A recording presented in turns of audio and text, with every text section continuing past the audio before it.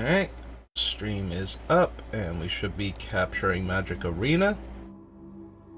And I can now hear things in my headphones, so everything should be good. Alright, so we are back for another attempt at drafting Baldur's Gate. As you may know, if you saw my previous video, I encountered a bug while drafting, which caused one of the cards I was about to pick to disappear and become unselectable, so that was neat. I did get a refund for that draft because of that bug. It was a known bug. Apparently it's been happening to a bunch of people. So, despite the fact that I managed to 1-3 that particular draft, we've just been continuously going downhill with each one of these things. Resume. Oh, okay. I was gonna say, did I forget to collect my, 100 gems and booster pack? But apparently not. So, we have gold, we shall join with gold, and we will take another crack at this thing. So yeah, I've been steadily going downhill, went from a 4-3 to a 3-3 to a 1-3, so this should be the 0-3. We'll try and avoid that, but, you know, the pattern's already set up. I have to do worse than the previous one, and hopefully after that one we'll come back around to being good again, and we'll 7-0, and then 7-1, and then 7-2, and then 6-3, and so on. So yeah, the chat is in emote-only mode because I cannot see my own stream and this screen at the same time with the setup I currently have. I'll have that fixed eventually, but that's not going to be anything I'm going to be able to take care of in the immediate future. So if you stop by my chat and you're wondering why it's in emote-only mode and why I'm not responding to your emotes, this is why. So this flickers everything, and if you roll high enough, it flickers it once, and then flickers it again at the end of the turn. So it comes in, it goes out, it comes back in again, and then it goes out again until the end of your turn. So you get 2 triggers off of all of your comes into play abilities. This is the looter, and then the counters that go on it determine what it does. Discard cards from your opponent's hand. I am very inclined to take a card like Hill Giant Herdgorger here over Flicker Effect. There are some decent comes into play abilities. The other card that I really like, I do like Guildsworn Prowler. It's a very efficient creature, and it tends to... If it dies on blocks, that's fine. You're blocking stuff, you're killing things that needed to die. What is this one? Turn entire creature to its owner's hand. Can't be blocked as long as you've cast a non-creature spell this turn. There are no green cards here that I would take particularly highly.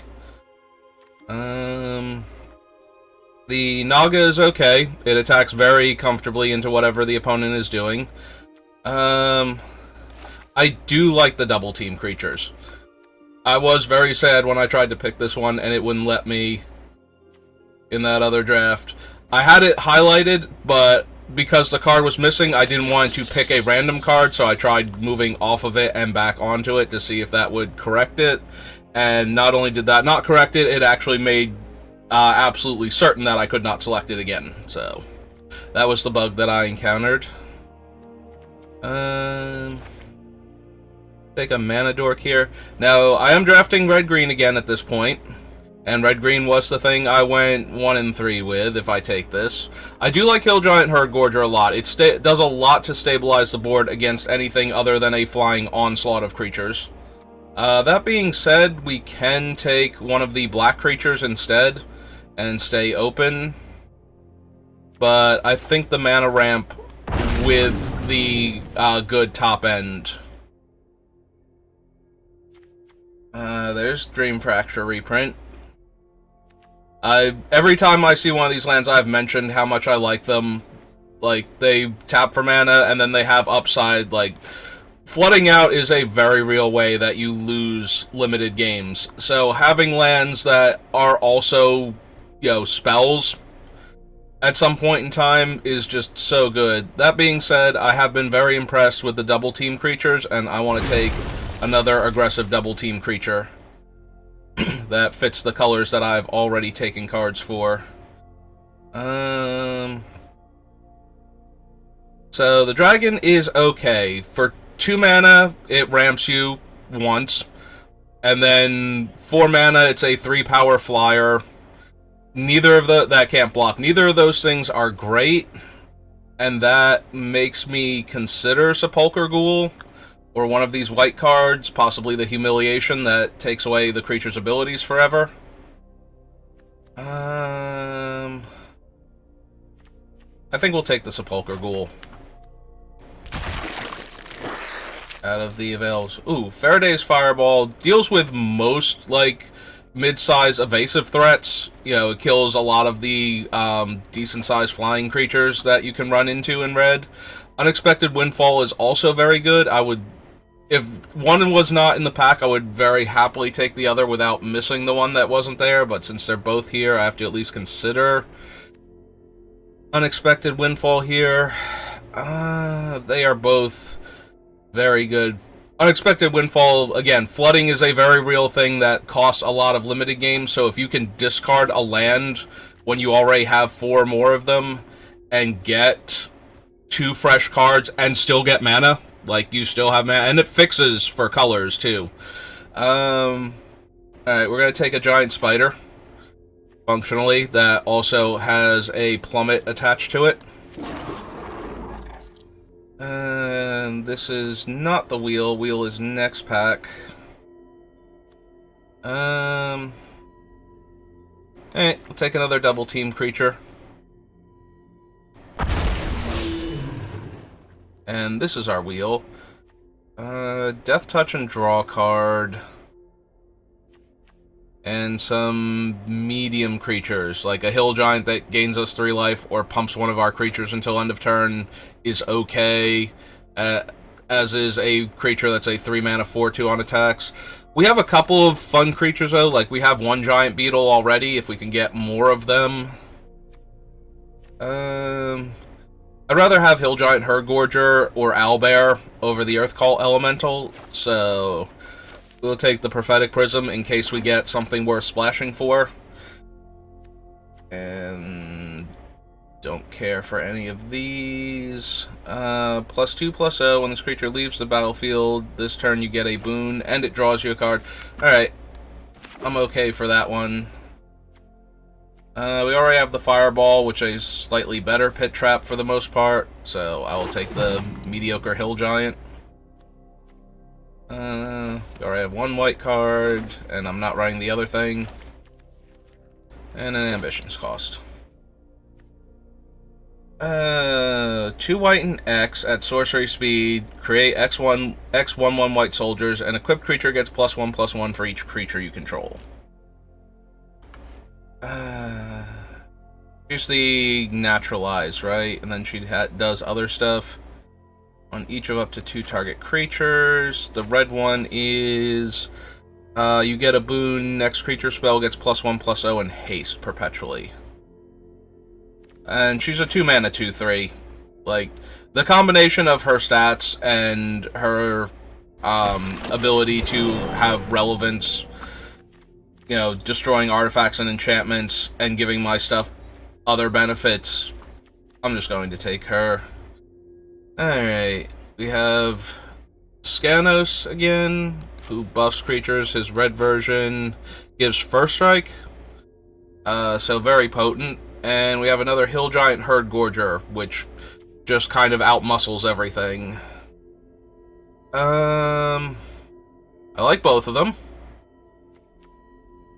I would really like another Hill Giant, but I will take the Skanos first.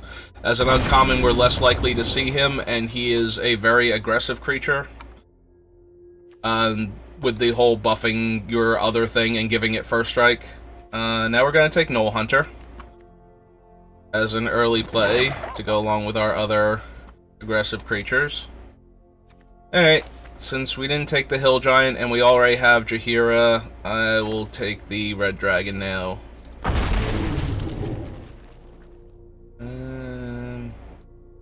We have no fight cards, and we have this thing to kill a flyer.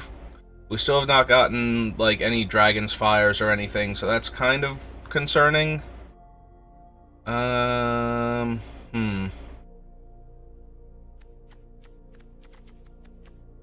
Have mediocre removal options. Alright, we're just gonna take the evasive threat then. Alright, band together. Lets 2 of our creatures punch an opponent's creature. Hobgoblin is also good. I do like having... Oh, we do have the fireball. That's right. I did actually take one of the fireballs in the previous pack. I would like one more piece of removal, though. I feel more comfortable there. The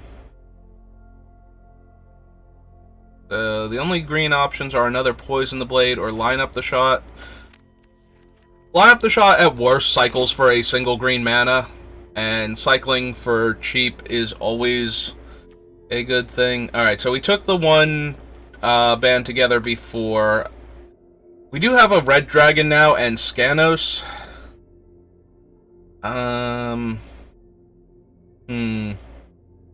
We definitely don't want the blue dragon. Alright, we can still wheel the other one potentially. So, 1/2 Death Touch, another Berserker, Ambitious Dragonborn. Ooh. Yeah, I got worried there for a second because I started to drag it over and it did not move. Okay, so we did wheel the other Hill Giant, so now we got the 2 of them that we... Well, I wanted. I don't know if you wanted them, but I did want them. We'll take the Spike Pit Trap as an overpriced way to reach out and kill something. Ambitious Dragonborn. Also, we can drag the Sepulchre Ghoul down now. Sorry, Ghoul. Alright. Ooh. Whenever you cast a non-creature spell, blinks a creature you control. Alright, so what are my options, though? Mirrorless Dice may search your library for a dragon card, reveal it, and put in your hand, so that would let us tutor the red dragon or Scanos when it dies. And it's a 4-power, like a 4-mana, 4-power creature. Also, did we take the... We did take one of the Scaled Nurturers early.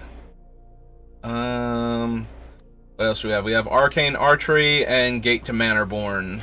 Both of which I would not mind having in the deck. Okay, well, if I wanted an Arcane Archery, this is a much better pack to take it in, because there are... Have we... So there's Band Together. We have the 2 Band Togethers that we could use with the Underdark Basilisk in order to Death Touch things down. +3/+3, Reach and Trample, and the next time I cast a creature spell, it gets +1/+1, Reach and Trample forever. Well, it gets counters, it's not perpetual, right? Yeah, they're all counters. Still not terrible. Alright, we have another Band Together. Another Knoll Hunter. Another shot at Horn of Valhalla, but... We only have the one way to fix mana with the Prophetic Prism, so I am much less inclined. Alright, I want to see my curve laid out. So, we have Rabble Rouser, Knoll Hunter, Jalera. We have 3 2-drops right now. That is an awful lot of Red Dragon. What does the axe do again? The axe can grant double strike or double its power. Target creature you control gains double strike until end of turn. Whenever equipped creature attacks, double its power. I am more inclined to take another Red Dragon, but that means we will probably go down to 1 Hill Giant if we're going to run 2 Red Dragons. Alright, another relatively early Menace creature that makes another copy of itself. Oh, there we go. There's a Dragon's Fire, and now we have plenty of dragons to make this actually deal 4 damage, too. So, I feel particularly good about that one. Hobgoblin is another early play. Hobgoblin, please get in the pile. Don't scare me like that, making me think that you might not actually get in the pile. I don't think we actually need any of these. I'm actually going to take the uncommon. I had heard rumors that this set doesn't do anything for Vault Progress, and I haven't been paying close enough attention to know if that's true or not. We will take another Jaheira over basically nothing in that pack. Similarly, we will take the Underdark Basilisk in case we want to do band together shenanigans. I doubt we're gonna have room for either another You Line Up the Shot or another Poison the Blade. Oh, just infinite blade poisons. Okay. It's nice when we're not punished for if we made the wrong decision or not, by having the other card we would have taken be the only relevant card we can take in the pack that follows.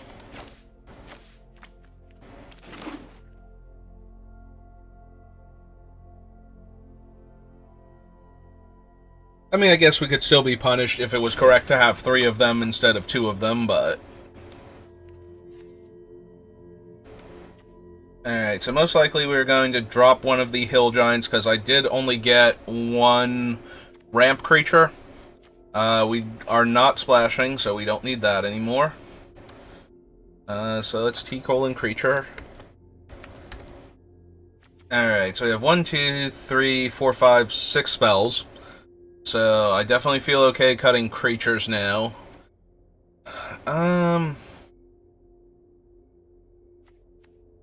Warriors of Tiamat are meh, but still better than Inspiring Bard, I think. The Red Dragon flies, so depending on what we're playing against, possible that it just gets through for damage. The Red Dragons, though, are so much better than it. It's one thing, though, is that we can cast Bathing Gold to get a treasure to ramp closer to one of these 2 things.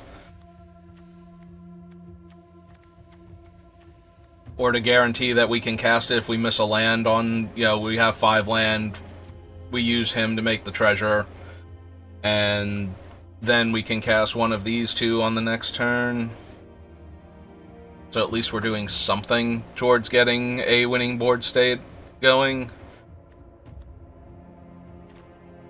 That being said, I am slightly inclined to cut it since it can't block.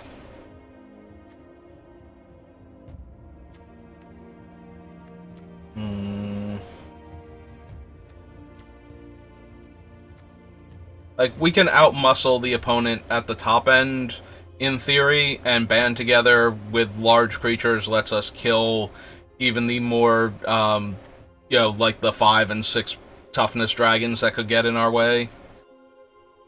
So that gives us options, at least.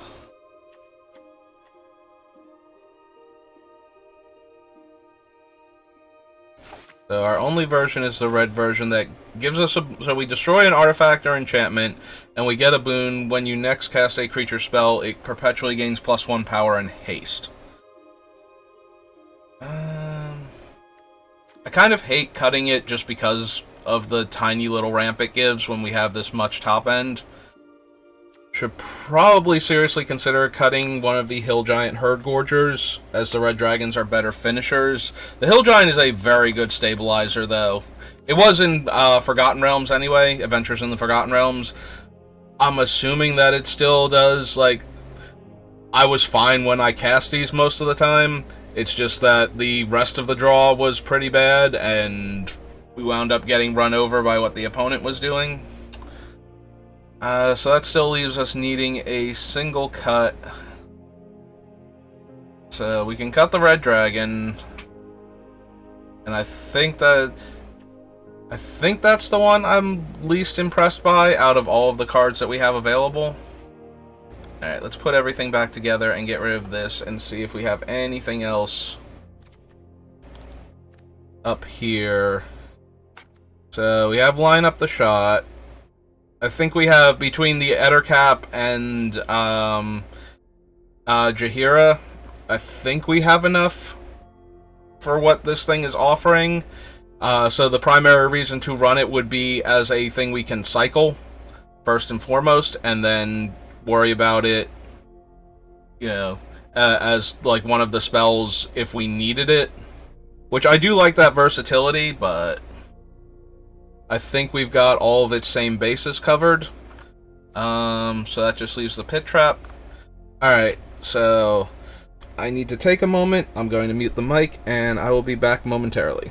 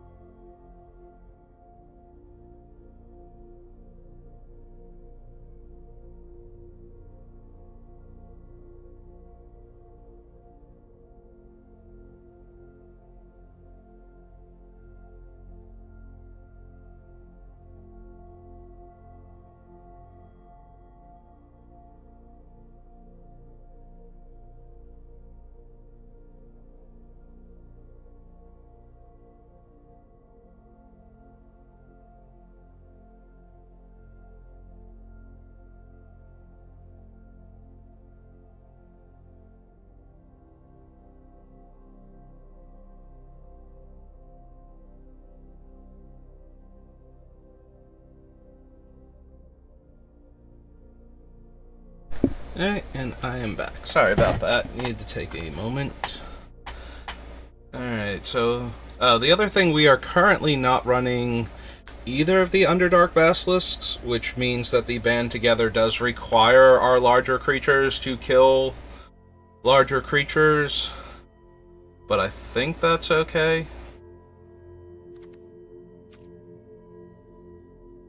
Alright. I am as confident in this deck as I am going to get, so let's take it to round one and see what we do.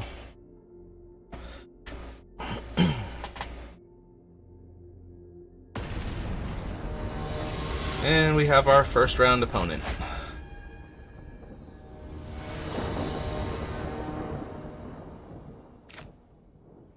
We only have forests, but we also have 3 green 2-drops. And we are on the draw. Yeah, no, I think we can keep this. We have plays to make, and we have already drawn our mountain, so resolves any color issues we might have had. This one requires 5 mana to specialize, 3 less if there are 2 more instant sorceries, and can't be blocked if it's attacking alone. The blue one deals combat damage to a player, exile an instant or sorcery from the graveyard, tap target creature, so it frost breaths, and the red one is deals 2 damage to each opponent. Okay. So we drew another mountain, so now we have a reasonable amount of mana, and we will run her out.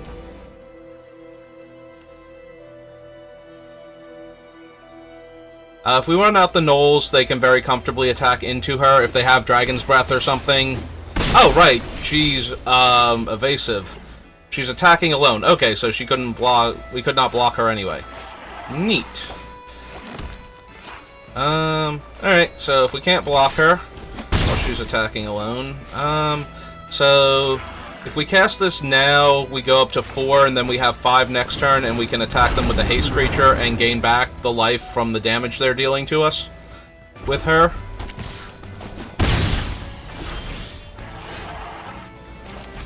So let's do that.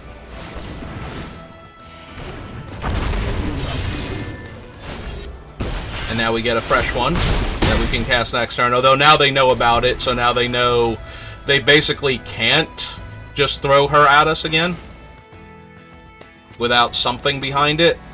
So we'll have to wait and see what they have. The red version was just +1/+0 and haste perpetually, so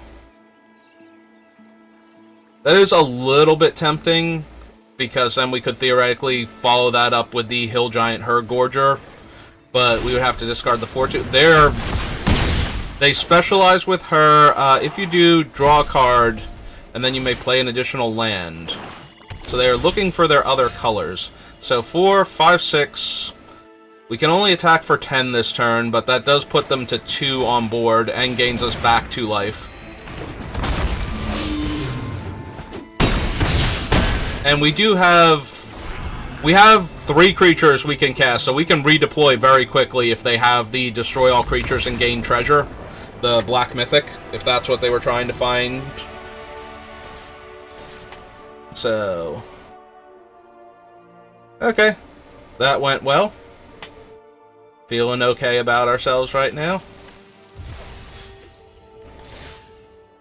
Yeah, I mean, we did okay when I did the draft from at the tail end of the Chromatic Cube. I was able to draft the best colors, I think, in that cube, and had a very powerful deck with a lot of the cards that I value very highly from the Chromatic Cube.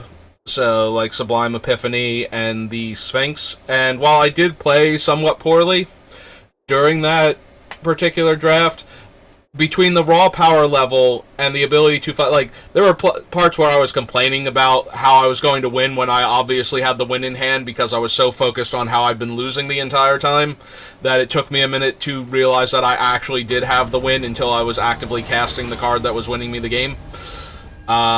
But we managed to get the 7 wins in that one, and so I thought that was a pretty good way to start off my drafts. But as you can see, I just happened to have won that one because then you get a whole bunch of drafts where I fail spectacularly in a row.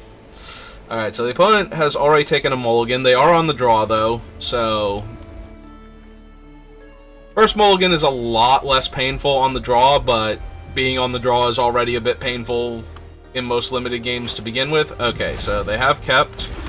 We're going to try to run Rabble-Rousers into Giant Fire Beetle and just overwhelm them with our double team creatures.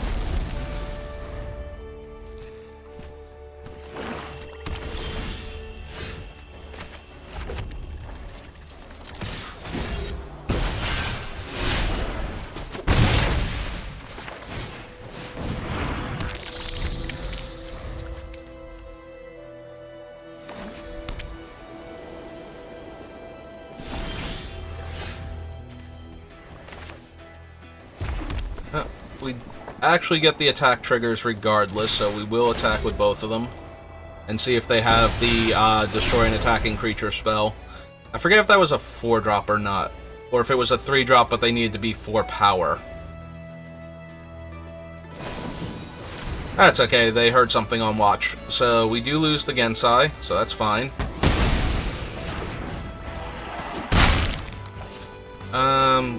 I am more inclined to deploy our larger threat than to play out either one of these two just yet. We might draw land next turn and be able to double spell with them.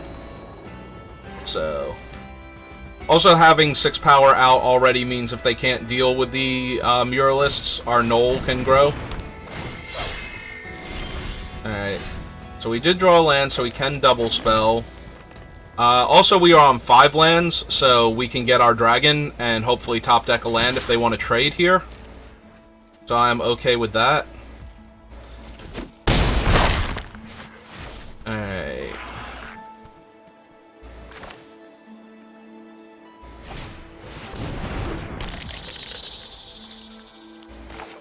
Alright, I'm just going to try and overwhelm them. They have 1 creature on board that we can very easily kill, and they've chosen to take the damage the previous turn. As far as I know, the Wraths in this set are, like, higher end of the casting cost spectrum. Like, there's no 5-drop in white and black that's going to kill all of our creatures here. So, I am content to put as much pressure on them as possible. Yeah, that's actually do nothing on this board. They need another creature to be in play to die just for this thing to get a counter. We will take the 3. And we will see what their other creature is. 4, 5, 6, 7, 8, 9, 10, 11. Technically we have lethal right now, so they do have to do something. So let's make them do it. See what it is. None of our creatures have haste anyway. Nope. They have just gone to 0. So they had nothing, and they were hoping that maybe that I would hold back one of my better creatures to not have it die to another removal spell mid-combat, since they were very blatantly dead on board. At that point, since the one we've already seen is 2 mana anyway, I probably would have bought... Did they have a dead creature that game? They had to have, right? There was something else that was in play before that we had killed.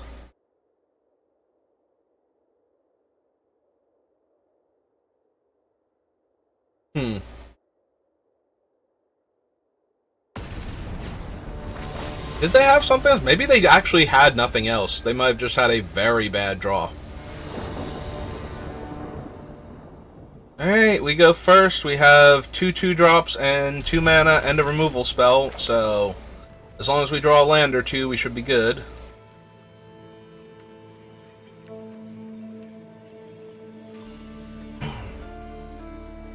Once again, I'm inclined to lead off with the Rabble-Rouser. The sooner you can get down the double team creatures and attack with them on a relatively safe board, the sooner you get to get the second copy of them into your hand, which is they're just 2-for-1s, like every single time you get one of these things.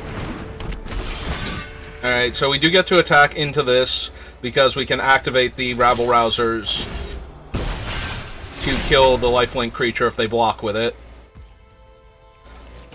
Since they didn't block, now we get to deal the damage, play a land, and play out a 2/3 in their way.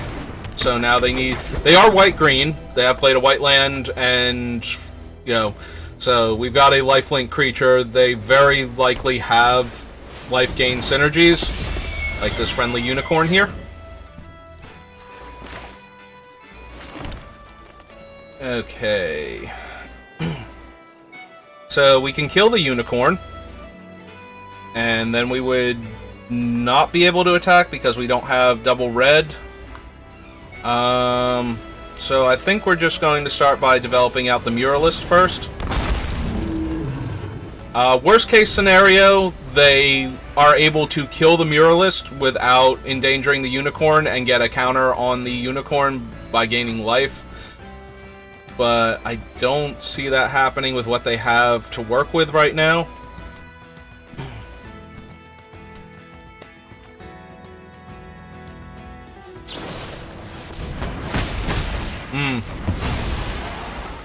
Alright. Well, I was going to say we can still kill the unicorn with what we have. And I think we're going to before it grows any larger. Choose a dragon I control. Target a creature or planeswalker. Choose that dragon. Finish that off. We're going to attack with the Gensai. If they block, we'll just pump and eat their thing. If they don't block, we're going to cast the other Gensai. Now they're debating if they want to waste the rest of our turn and gain 2 life. And they have chosen, probably correctly, not to. I don't know what's in their hand, but... So we're going to run out the other Gensai now.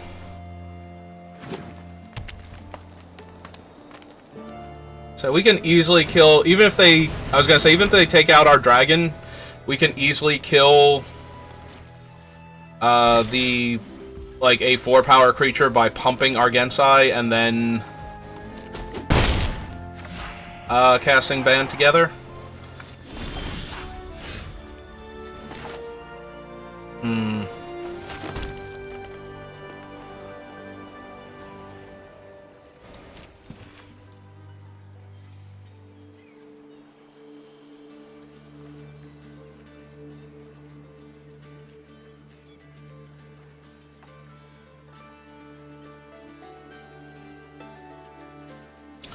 Oh, they're holding priority with 1 green. They might have the take aim card.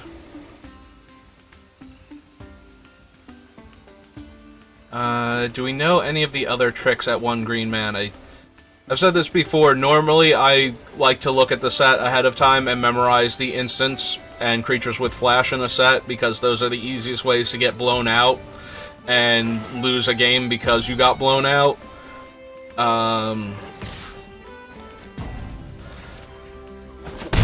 So they're going to take 1. We're going to hold up the activation on the Gensai. Okay, they're just going to play a Spike Pit Trap. That's fine. So they're probably going to untap and kill our Gensai then, and then attack.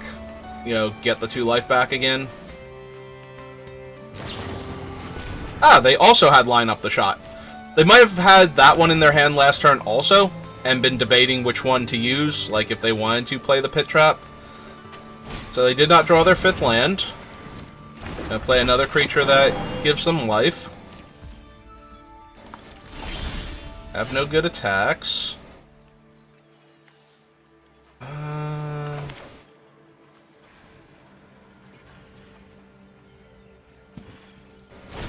Alright, we can run out the Knoll and still hold up the activations on the Gensai.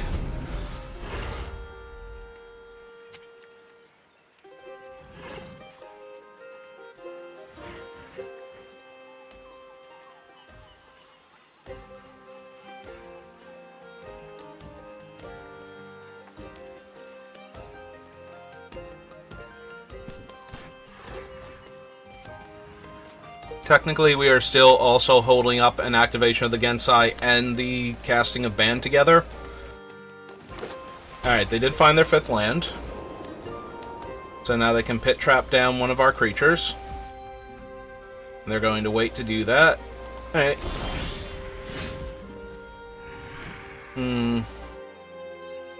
So now if we cast this guy, So we would want to do it for triple green. I don't think it super matters, but it does give us the ability to activate the Gensai. I guess we have to sack the treasure anyway to activate the Gensai, but... so on their turn, this will be a 2/4, so it blocks both of their creatures well enough.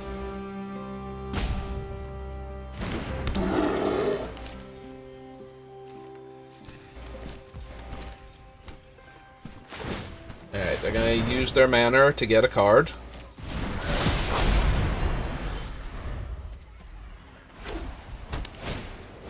There's their Hill Giant. So we're probably just going to need to band together that thing, otherwise it will take over, and they are tapped out right now. So I think now is the best time. Target up to 2 creatures you control, and then target an opponent's creature. Alright, clears that off the board. We still don't have good attacks without double pumping. I think I want to hold on to her until we draw a land. If they tap out again, we can destroy the spike trap before they can activate it. If they play a large creature or 2 small creatures.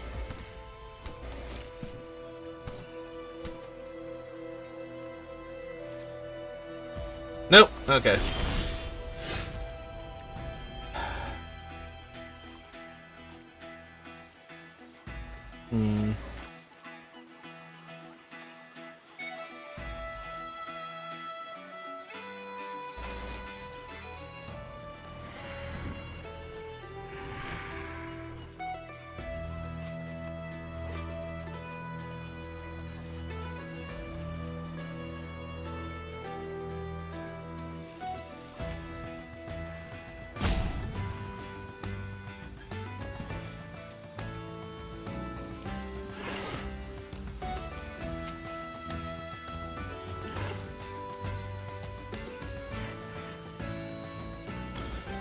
So they're trying to decide if they want to activate the pit trap or cast one of these spells in their hand. Possibly. Alright. So they let us go to attacks.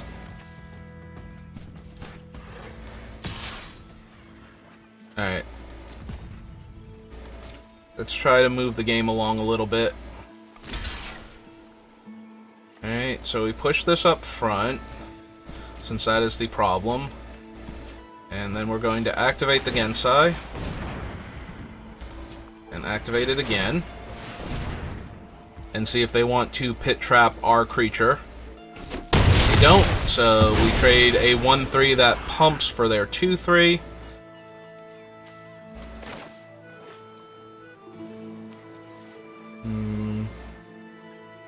Alright, let's run her out. We lose the ambush factor, but it also encourages them to use the pit trap while they can.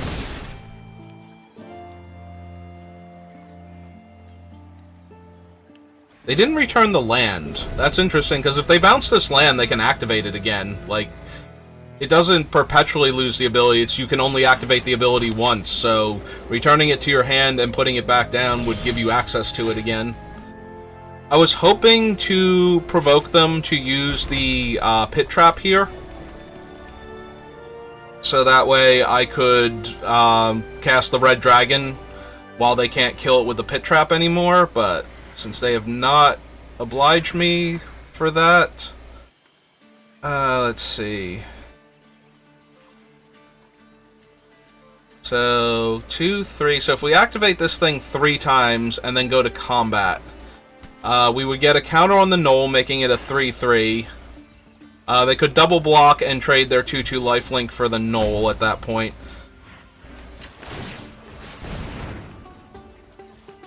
Regardless, I want to see if I can get them to use this pit trap on something that is less important than the dragon. Alright, so they have not killed it yet, so they're going to let me activate 3 times.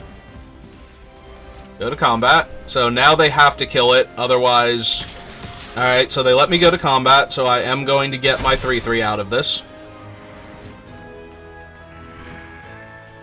So they can double block my Knoll. And there we go. We got them to use the pit trap. They did not get a treasure. And now if they want to, they can double block and trade their 2/2 lifelinker for my Knoll. And that gets rid of their lifelink source. So, being that they are a white-green life gain deck, it is more than likely that they will have a payoff creature that they don't have lifelink for anymore. Alright.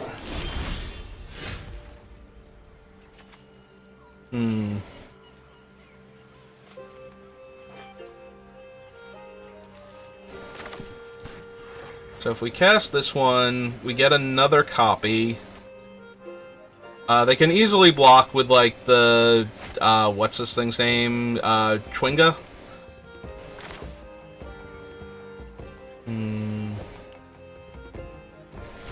Alright, let's see if they want to do that. They have a big enough life buffer, too, that they might just take the 4 and try and attack back. Okay, they are going to trade it.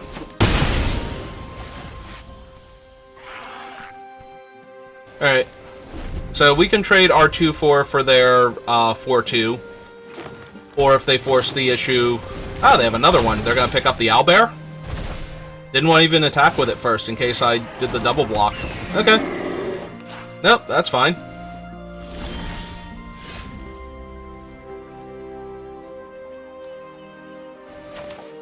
Alright, so if we cast this one out,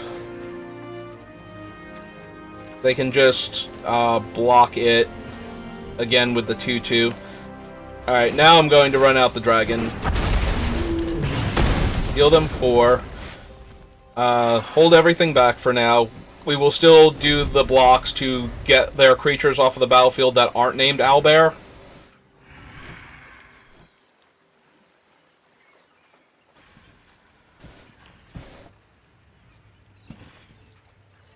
If they want to attack with their things.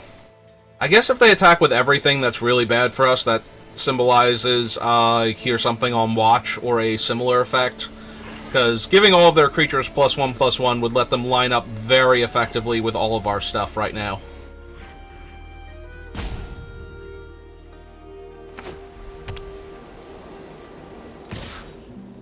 Okay, so they are only attacking with the owlbear. I'm going to take the 4 now. If we draw a land, I'm seriously considering just disenchanting the thing off of her, or off of the dragon, in order to unlock them. So, this is 2 to activate, right? So, that leaves us with 5 mana left over to cast one of the other cards in our hand. Yeah, okay. So, let's go ahead and specialize, because she has to do it at sorcery speed. We will choose the green version. And we'll discard our forest. And we will naturalize the Minimus Containment. Giving us our 4/3 back.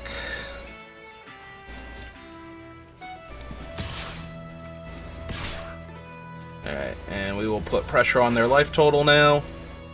If they want to double block and trade their what is a 4-power creature when they attack with it on their turn for our 4/3 now, and give us another one of our dragons from the deck, I'm okay with that.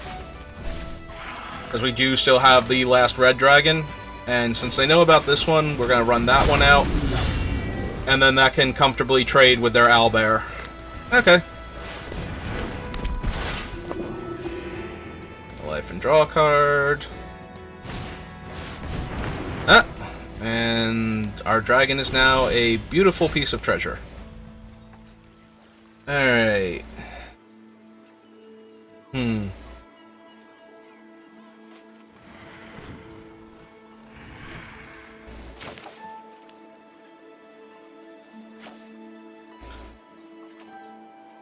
Alright, I'm gonna run out Scanos.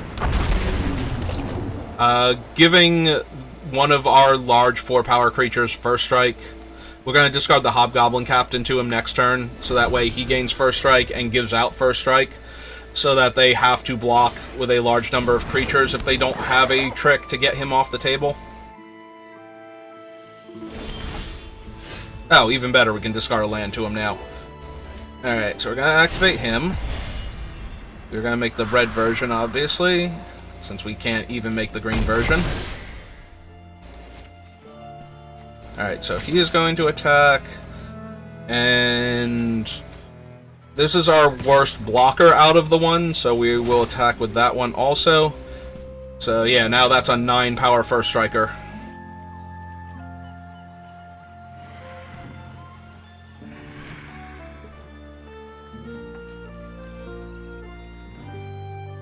Yeah, they need to put most of their creatures on Skanos if I have no tricks.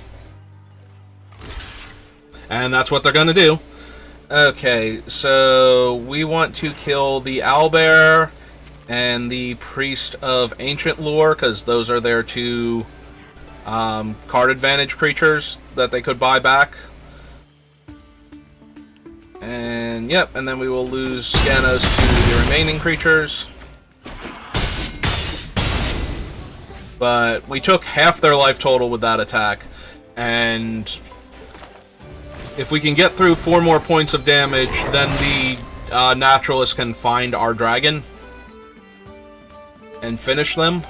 Also, we do have another copy of her, so we can potentially find her, play the new one out, keep the new one, and discard a card to free our dragon up to attack in the air again. And there's their life gain payoff that they don't have their other thing for anymore. Alright.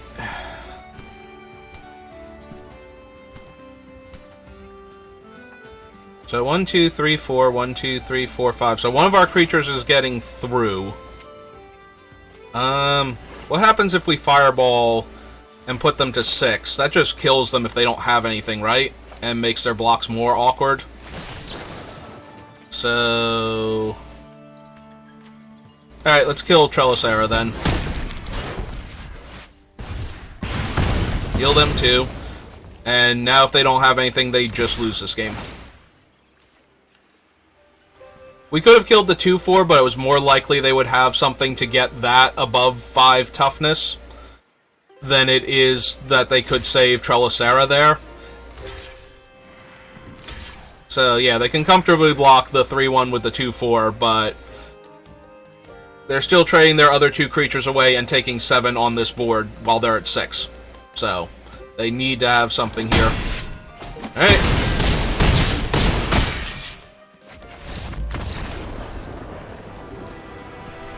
Yeah, it was more likely they would be able to get the 2/4 out of range of Faraday's Fireball with a combat trick, and then they would not be dead on board to all of the things that we had.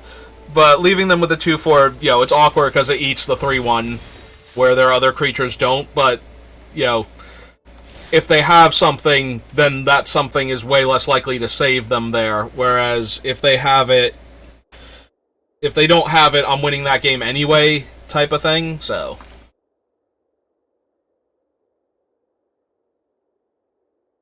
Like, I'm taking away a lot of the cards that could have saved them there as options by killing the Trellisera. Like, it would have to give her... Like, she has to get +4/+4, so it would have to give them at least +3/+3 and gain life, or +4/+4 base, and I don't think there's any card in this set that does that.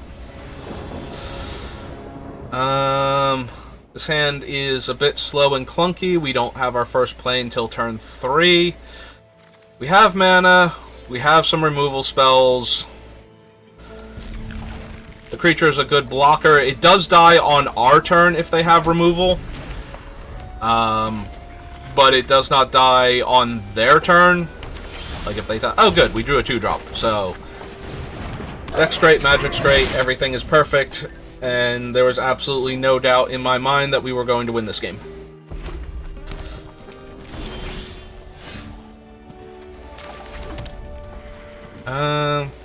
Alright, let's attack. Get my damage through. Okay.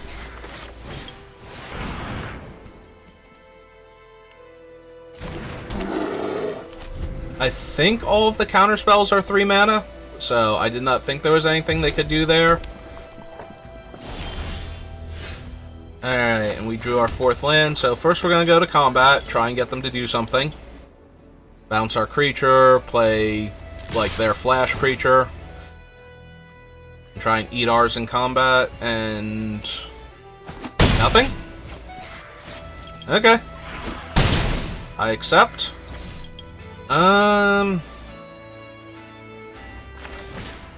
Yeah, we're just going to keep the pressure on then. We will put lethal on board and force them to have an answer to it. Alright. I did genuinely forget that that was in the set.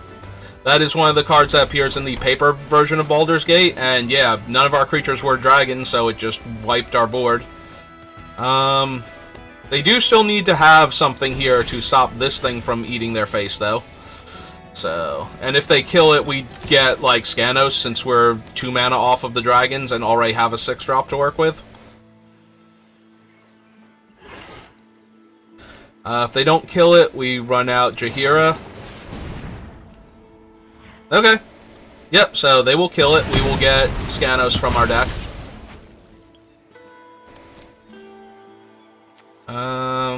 We can also get Scaled Nurturus to get us 1 mana closer. Ooh, we're the Warriors of Tiamat. They showed us the 4 mana 4/3. I think we'll get the Warriors of Tiamat, actually, since we'll be able to replace the Warriors when they attack into the 4/3, whereas Skanos doesn't actually interact with that thing until I can cast Band Together on it. So... well, I was really hoping to draw a land there, obviously.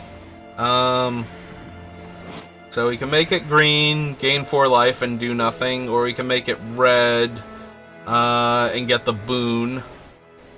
Not really thrilled with either of those options right now, so we're just going to attack our 2/3 into their 2/1 that doesn't want to block our thing. And that we can't block with, and yeah, we're going to pass the turn because we missed our land drop. It's not terrible, but it's not great. The red one have 4 power, that would have been a consideration. Okay, it does not. Just because we could band together to kill the 4/3 in that scenario. Huh.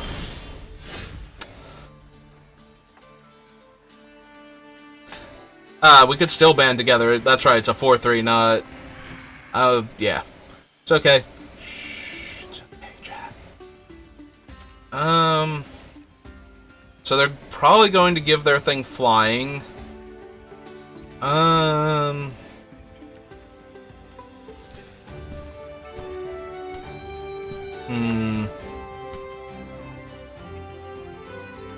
This is going to get really awkward now. Even if we band together to stop the pseudo-dragon, that thing still attacks us for 4. Alright. So what I'm going to do is I'm going to activate her, choose the green mode, and discard the Hill Giant to gain the 4 life back preemptively and get her up to a high enough power that by herself she can kill the 3/4. This encourages them, if they want to attack, to have to spend mana on their turn to get in for 6, which is what I'm thinking they're going to do. Oh, cool, they just have a red dragon. Alright.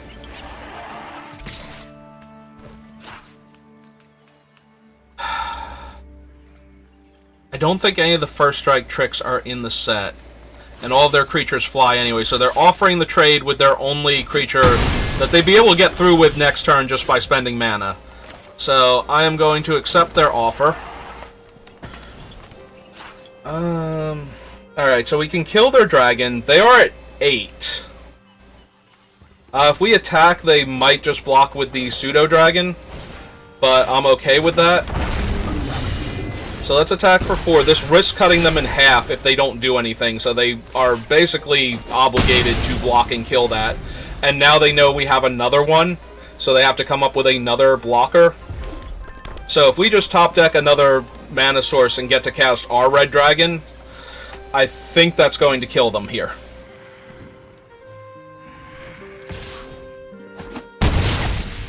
Alright.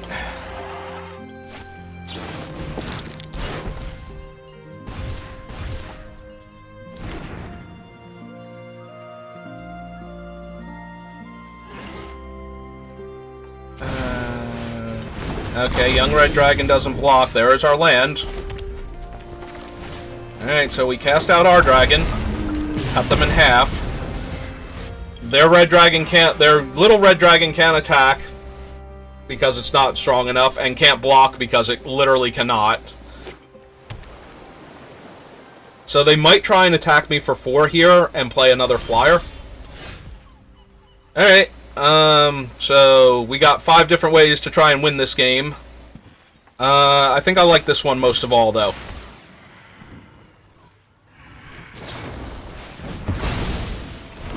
Yep. Alright. If we attack, we force the trade with the other dragon, and then we have the haste creature against their ground creature. 4, 5, and we have 6. We can't top deck a land and still cast Band Together, though.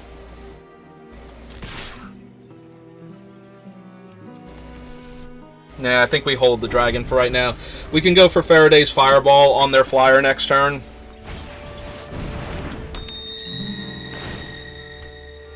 That does let them attack with the 4-2. So we are going to let them hit us.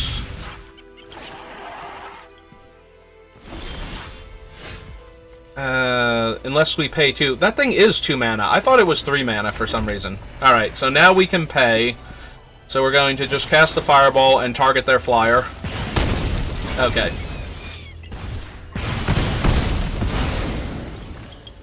And finish them off. Okay. Nice and easy.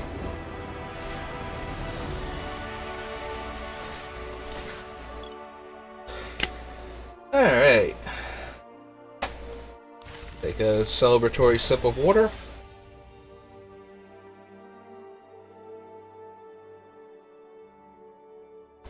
Claim our prizes. And continue. Alright, so we've made it to 4 wins. I've said this in some of my other videos. 4 wins is my minimum. If you spend 100 gems total, like, assuming that you paid your entry fee with gems instead of gold, if you spend 100 gems and get, you know, your wins and your prizes and the stuff that you drafted, I consider that good enough. I know it's slightly worse than breaking even. We are going to keep this because we again have 2 2-drops and 3 mana sources to work with. So I do consider that a win. We will run her out because she is more likely to hold the ground and more likely to be able to attack right now than our Knoll.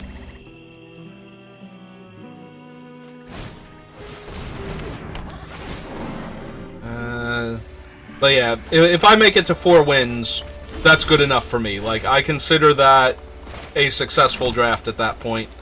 So, notably, the last card they milled was a Forest. They had a Prosper Tomebound in their deck. So, they might just block this just to get their Forest back and make sure they hit their 3rd land drop. I wonder what they're saving the 1/1 for, then.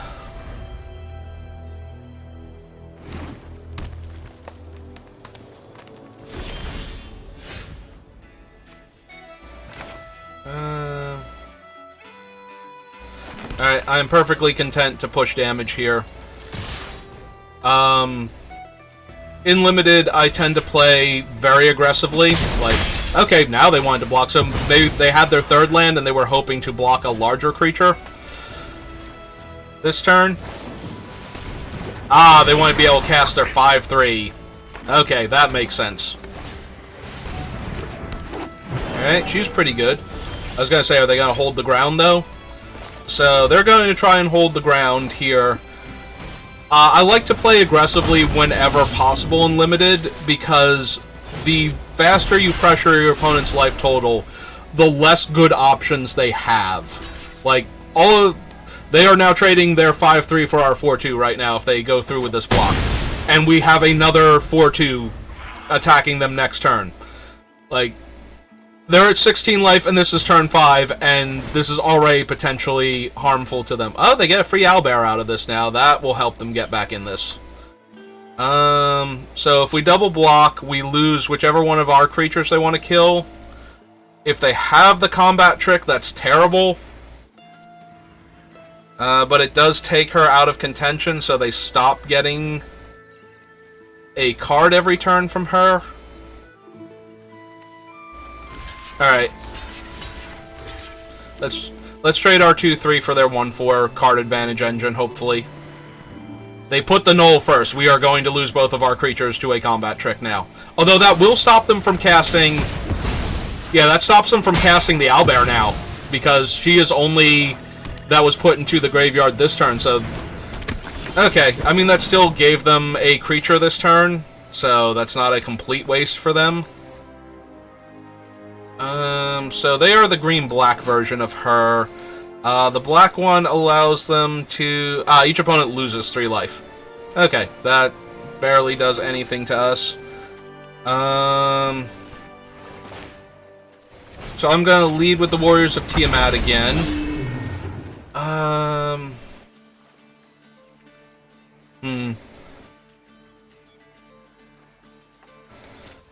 Yeah, I think I'm just gonna hold back now to try and trade with the Archdruid again if she attacks. Gave them access to a Skanos. I will go for the trade. Oh, they needed to control her. She needed to live. Yeah, okay. Alright, so now they have a 7-6, so that is a bit of a problem for us. Not actually too bad, though. Alright, I'm gonna double spell this turn, as opposed to, playing out Skanos. If they attack with the 7-6, that will give us the opportunity to have another red creature.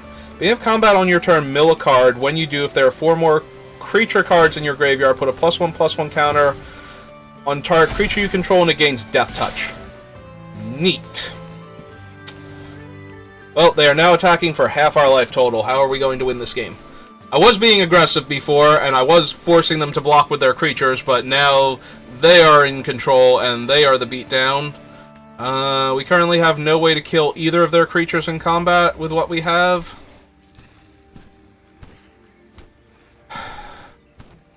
Alright.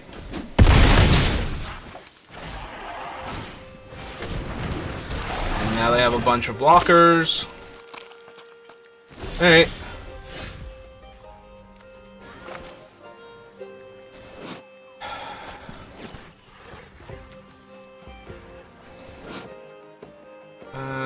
Would gain Vigilance and be a 6/6.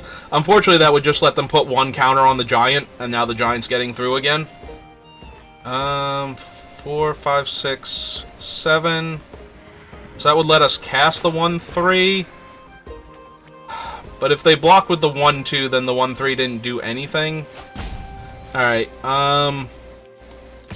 let's attack with it, get the copy of it first, and see how they block.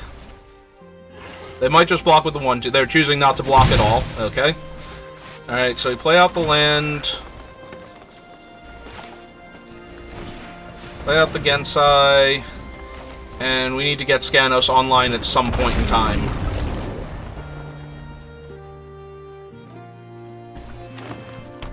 Yeah, we're going to need our own Hill Giant Herd Gorger to stabilize on this board. Or we can just die to Verdant Rejuvenation. Yeah, I forget exactly what that thing does, but seek X creature, enchantment, or planeswalker cards where X is the highest mana value among something. Yeah, we decided I didn't need to keep reading this. Highest mana value among creatures you control, so they got to do it for 6. And put them onto the battlefield. Alright, I think we're pretty safe to concede this one. We have no Wrath effects, and they just put 7, 11, 12, 13, 17, 18 power worth of creatures onto the board. Plus blockers, plus other things, so yeah. We are just super dead to that.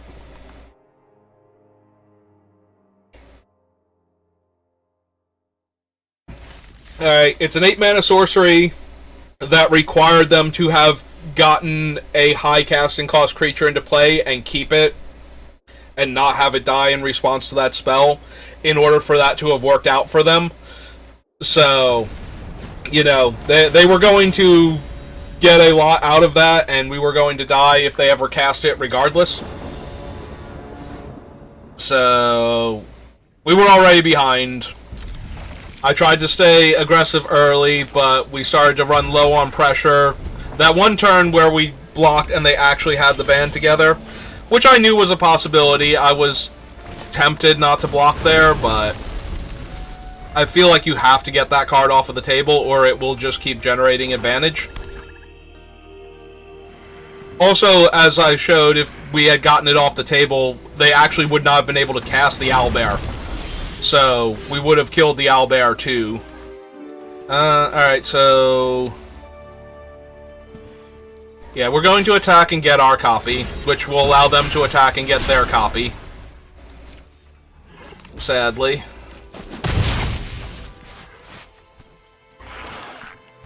We will cast her, and we will play out the mountain. We have a double red card in our hand, and the fire-breathing creatures, so... I think we are more inclined to play mountains for a while if we draw them, and hang on to forests. Now they're going to attack with theirs. Alright, we will soak the 1 damage. And now they can play another 1/3.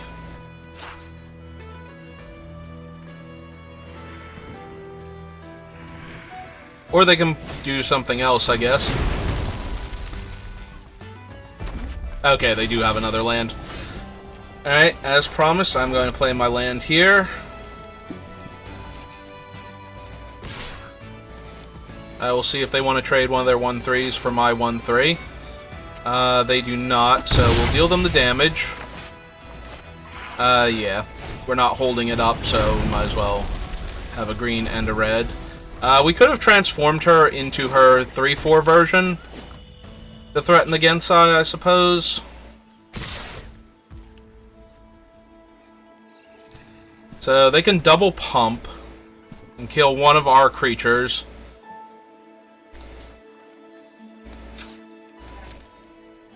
Alright.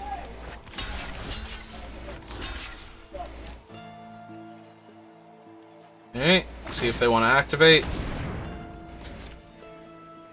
So I'm okay trading their whole turn for my 2/3, and they lose their 1 creature. Alright. So we can double pump and attack for 6, but we probably just want to develop out the board for the next couple turns. So we will attack and summon Skanos, who is technically holding their 1/3 off without, if they don't have anything. And if they spend their mana killing it, then they only have a 1-power creature to attack with, so... okay, they spent their whole turn killing it. That leaves them with a 1-power creature to attack with, if they want to. I guess they could play a land and attack for 2 if they want to lose their treasure. Do you want to attack for 2, opponent? I don't think that you do. I don't know you, though. You might.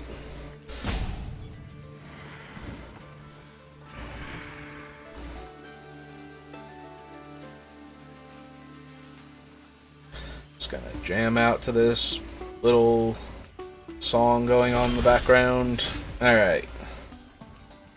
So, play another mountain, because that continues to maximize our activations on it. Attack with both, see if they want to block. Okay, that's fine. We'll deal them 1 if they don't do anything here. And we will cast a dragon. Put them down to 12. Now we have a dragon on the board. And we no longer have a dragon on the board, but we do put them to 12. So the activations on the Gensai are getting dangerous for them now, because now activating them 3 times in a turn puts them down to 4, and then either one of the Gensai becomes lethal, so they do have to take that into account with what they do.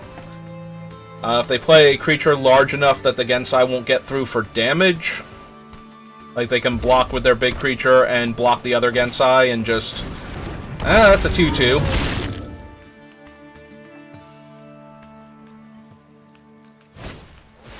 That is also a 2/2. Okay.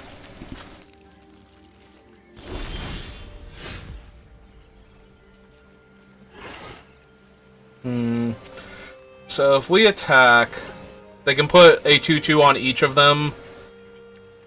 And then when I activate, they can do other stuff. Or they can put the 1/3 on one of them and the 2/2 on the other one. Alright, let's make them do that. I want to see what they have, if anything, for this. Okay. So 4, 5, 6, so I can pump it 3, so I can only kill one of them. In that case, we will just activate it once. Actually, we will activate it twice to deal them 3 damage here. And then cast out Jaheira again. So we trade for their 2/2, we get them down to 9. We'll play her down. We can flip her over next turn into our green self and make her a 3-power creature and gain 4 life. They do have the Sepulchre Ghoul out. They might have the thing that I was running in the one deck where you gain control of a creature, which would allow them to steal her and sacrifice her to the ghoul after attacking us for like 5 or plus damage, depending on if they want to pump their guy or not. So possibly 6 at that point.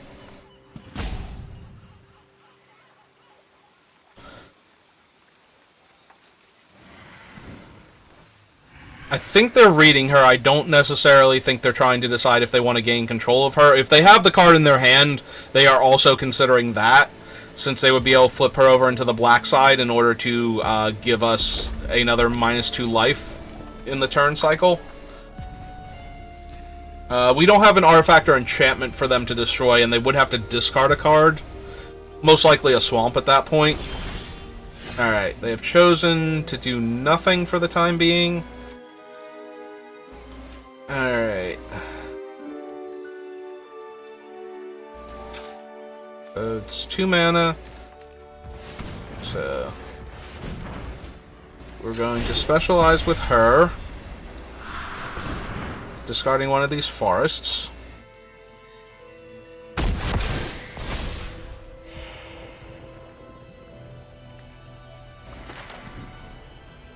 Then we'll play out Circle the Moon Druid and pass turn.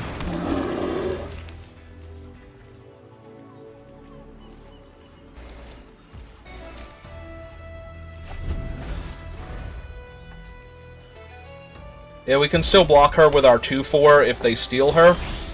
Okay. Alright.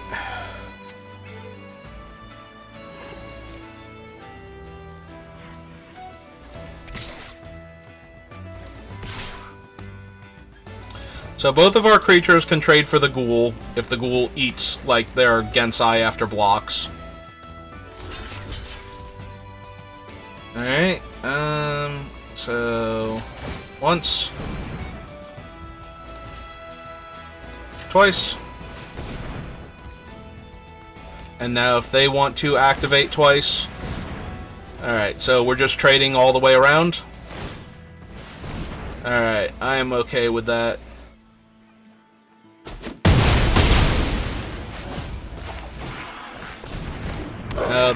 Now that their board's clear, we have 6 power worth of attackers, 3 first strike, and the other one's a 3/4, so they'll need a larger creature to stabilize. He is actually, by himself, not large enough. His other forms probably are, and he only costs 3 to specialize, so they could do that here and make him a 4/4. Looks like all of his modes are 4/4. They're gonna make him a 4/4 menace.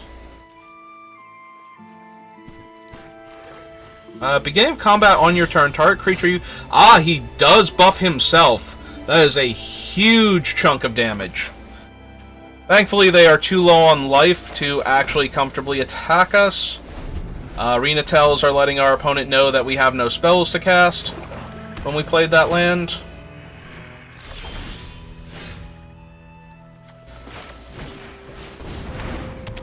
Alright. We just need our dragon. Either of our dragons, and we will be presenting lethal. Oh, they have found another body to get in our way now. Yeah, that's going to be an issue.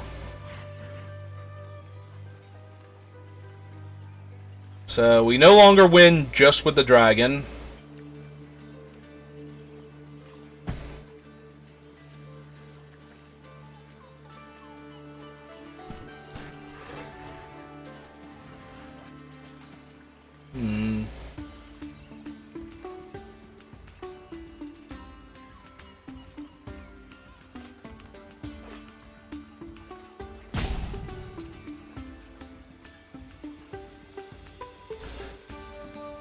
We might be dangerously close to a loss. We put a lot of pressure on the opponent early, but that's not going to mean much if they can find a removal spell or something to stabilize this board just a little bit harder. Alright, they have eaten one of our dragons. Yeah, no, we might actually just die to our own dragon being brought back by her. So, specializing her just conjures the copy that turn, right? So, he's for 4, so 4, 8, 12, 13, 14 in a single turn? Yeah, that would hurt an awful lot.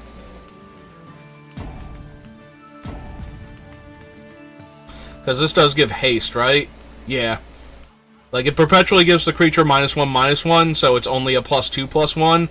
But, yes, it would give it haste, and they would be able to have Sayervok pump it.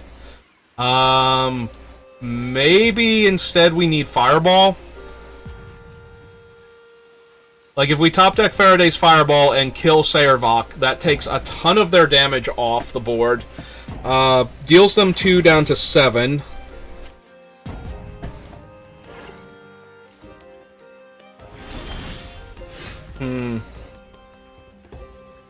Alright.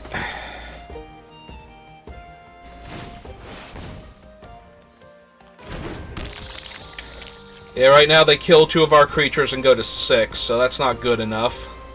And it's an eat, not a trade. So, I'm not particularly interested in that, but unfortunately this is giving them way too much time.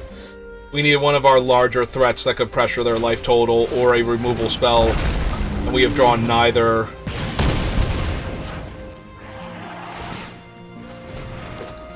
She let them gain life for that? Did I miss that on her thing? Oh, they did the black version of her. Right, okay. Yeah, unfortunately now that is a turn too late. So we attack them with everything. They take 3, 4, 5, go to 6, and we only gain 3 life, which this thing easily chonks through with him. Yep, nope, they got it. We were doing pretty good, but we could not seal the deal. We needed our other dragon sooner. That thing way sooner so that we could attack, and they would have to actually consider blocking or taking a lot of damage. Would have been nice. Or we needed Faraday's Fireball in order to kill one of their... to kill Sayervok before they got to cast the dragon there and give it haste and attack us with it. Yeah. We had options, or we had opportunities. We did not have options was the problem, and so the opportunities wound up getting squandered. Well, we made it to 4 wins, and if we get stopped here, I accept that. If I could guarantee that I would always get 4 wins and occasionally do better, I would be okay with that.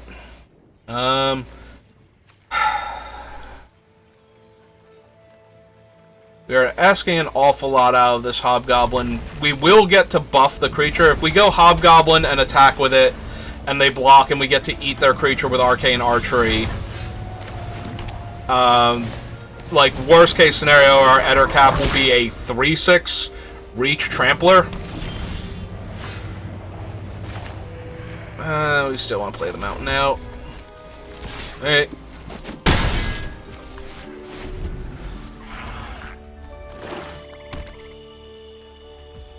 Oh, I just noticed those were the Black Dragon Gates. Our opponent still hasn't played anything, though. So, unfortunately, we have not drawn any other creatures to capitalize on this. Alright. We just have to let that happen. It's perpetual anyway, so the creature will die at the end of the turn. They have found their other color. And have cast a Planeswalker. This game is going fantastic. Relaxing compared to toiling over my cog. Alright, until your next turn, whenever a creature attacks you or Tasha, the Unholy Archmage, put a -1/-1 counter on that creature. Target opponent puts a creature of their choice from the graveyard onto the battlefield under your control with Ward 2.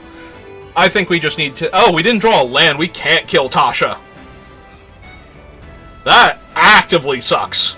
We are going to die. Oh, that is sad and depressing. Band together is only creatures, yeah. Okay. We can't punch Planeswalkers with it. So they will be able to get her to 6. If they have literal nothing, they will be able to get her to 6 and out of range of our fireball now. Ah, cool. We both have to sacrifice a creature.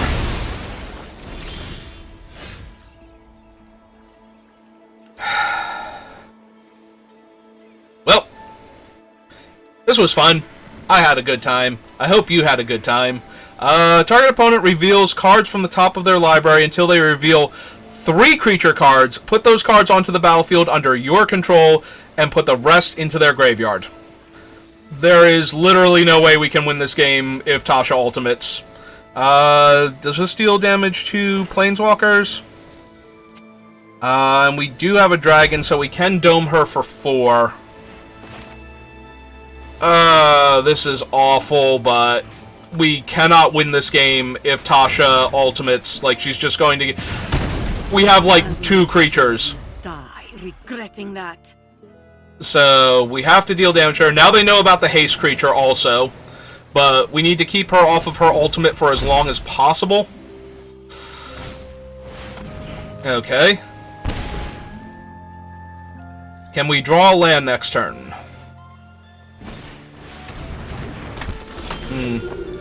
The answer is no. Of course we cannot. Why would I think that we could?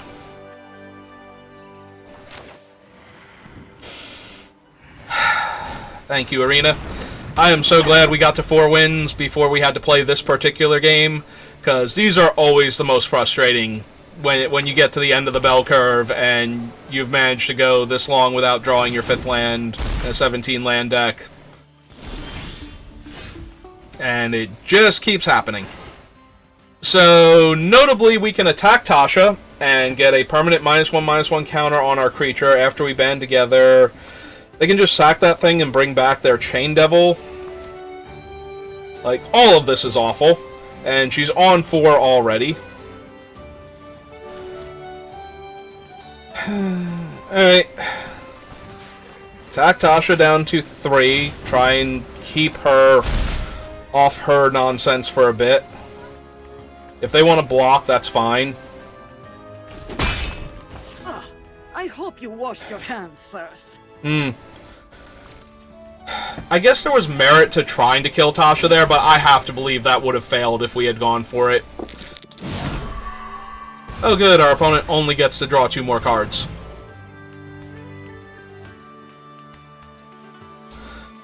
There is no way we can win this game. We are so far behind, and all they have done is play Tasha. Like, we are infinitely behind this game, and nothing we have... Alright, they're attacking, which means that they have a way to deal with the dragon if we top deck a land. I guess they technically don't need a way to deal with the dragon. Target opponent puts a creature card of their choice from their graveyard onto the battlefield under your control. Oh! Oh, that's hilarious, because the Hobgoblin perpetually gets -2/-2? Okay, it's not going to allow us to win this game, but it is funny, and I'm amused by that one.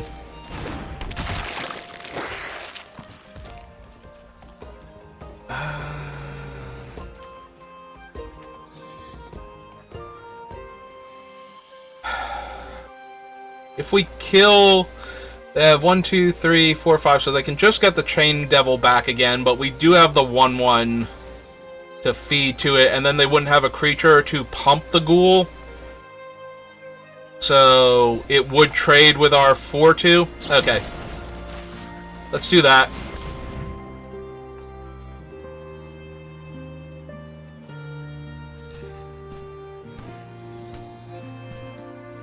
Like, they are incentivized. Oh, nope, they have another sewer plague. Okay, so our guy just dies. And they get to keep their 2/1. And we have finally drawn our 5th land.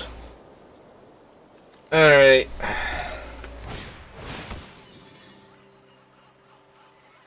Let's try and get Tasha off of the table. Oh, she also doesn't have her counter this turn, right? Because they minused her the last turn.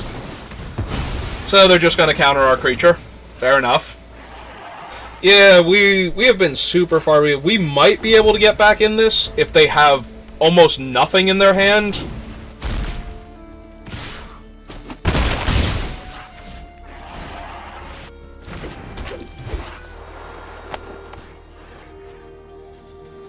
If they have almost nothing, so let's see. We can't double spell no matter what we do. We can, however, pay for the perpetual -2 power spell if they cast that here.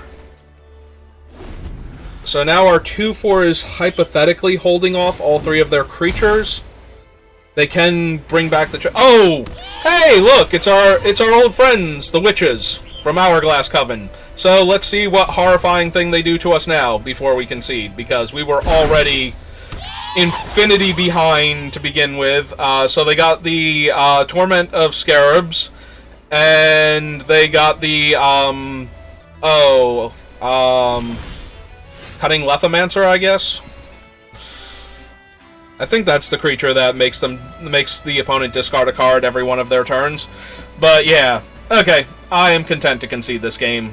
We are maximally... There's like a fraction of a percentage chance I can win this game, and normally I would keep playing, but I am actually actively off of this game right now with how bad it went for us. If we had drawn our 5th land forever ago, and we have been developing out our board and putting pressure on the Tasha, and had our... Like, if we had the removal spell to kill one of the Hourglass Coven witches, maybe there's a world where we could win that game.